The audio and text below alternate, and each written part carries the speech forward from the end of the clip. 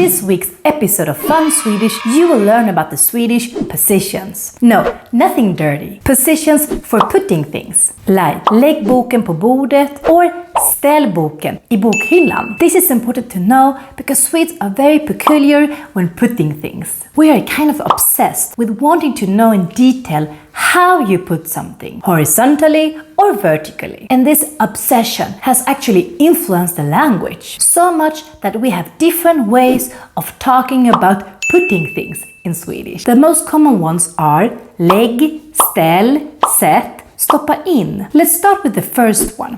Lägg. Apart from meaning put, it can also be translated to lay it down. In particular things that are flat, like a book or a paper. Like in these examples. Lägg boken på bordet. Lägg pappret på bordet. But it can also be used for humans if you want to tell them to lay down. Like when the police arrests you. Lägg dig ner. Let's now see how you use the verb lägg in different tenses. Lägg boken på bordet. Jag lägger pappret på bordet. Jag la kortet på hyllan. Har du lagt besticken i besticklådan? Ja, det har jag. Jag ska lägga mig nu. You can also use lägg in a more metaphorical way. Then it means to shut down, like a business or a YouTube channel. Like in this example.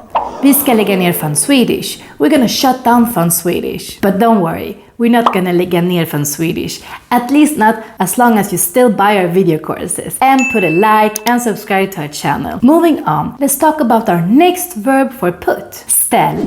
Ställ is the verb the Swede would use if they want to inform you that you should or that they will put something down vertically. Like a book that you want to have in this position, vertically. Ställ boken i bokhyllan.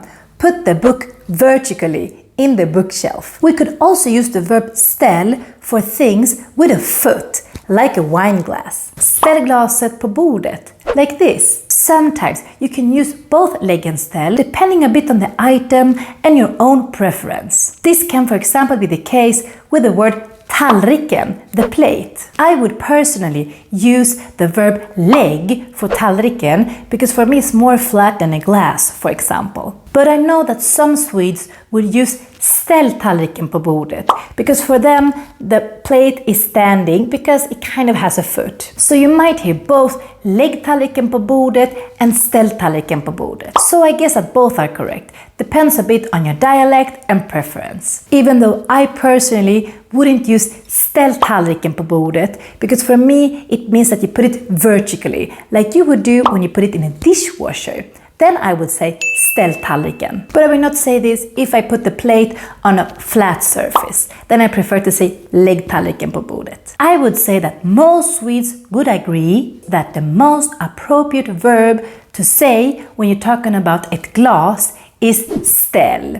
Ställ glaset på bordet because it clearly has a foot. And also because if you would say lägg glaset på bordet, then you will clearly end up with an accident. I mean, it should be like this, vertically, not horizontally. Let's now see how you use the verb ställ in different tenses. Ställ glaset på bordet.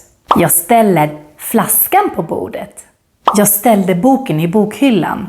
Har du ställt mjölken i kylskåpet? Nej, det har jag inte, men jag ska ställa den nu.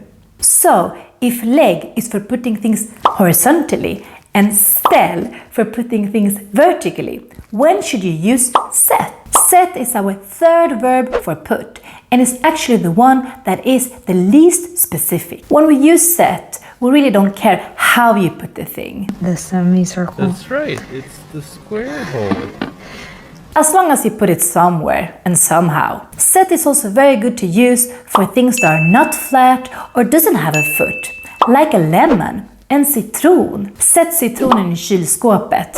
Put the lemon in the fridge. And with this, it's like you saying, just put the lemon inside the fridge. I don't care how, as long as it's inside the fridge. I would really recommend you to learn this verb sätt if you are really confused with all these different verbs for putting things in Swedish. Because sätt is absolutely the most useful one, since it can be applied for most situations. That's right, it's the square hole. Sätt tallriken på bordet, sätt glaset på bordet, sätt citronen i kylskåpet. However, keep in mind that if you say set to a Swede, they will probably think that you don't care about how you put the thing, and they might do whatever. So if you want a thing, let's say a book, to be placed vertically in the bookshelf, then you need to say ställ instead of set. Since ställ is more specific and it really means to put something vertically. Ställ boken I bokhyllan. We have actually helped many expats dating Swedes by teaching them the different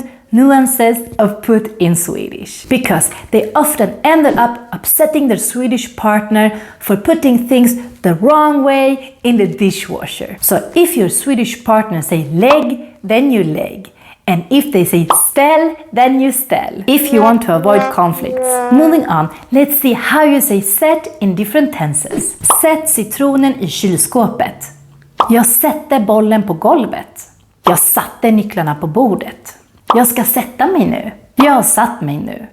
So, set is also useful when you talk about yourself. But then you need to add this reflexive pronoun. And if you want to know more what I mean with reflexive pronouns, then you can check out this video we have made about this topic before. Anyway, we are not done with the verb set, because if you add på to set, then it turns into a partikelverb. And the meaning of set can change completely. Sätt på is how we say turn on. For example, sätt på vattenkokaren. Turn on the kettle. And while we are on it, how do you say turn off? The logic would be sätt av. But no, we want to complicate things in Swedish. That's why we say something completely different. We say stäng av. Stäng av, turn off. Stäng av vattenkokaren. Turn off the kettle. And then we have our last verb for put, and that is stoppa in. Although stoppa in could also be translated to put in or tuck in, because it's used when you put an item in something that has volume. Like in this example, stoppa in besticken I bestickkorgen. And then I will also use this verb if I want to say stoppa in bestickkorgen I diskmaskinen. Put in this thing Bada bop boom pow.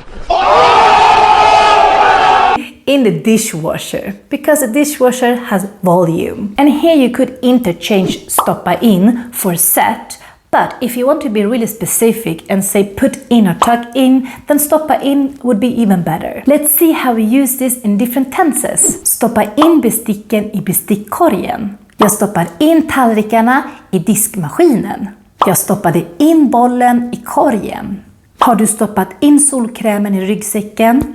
Nej, men jag ska stoppa in den. Apart from these 4 different ways to say put, we also have some other useful verbs for putting things.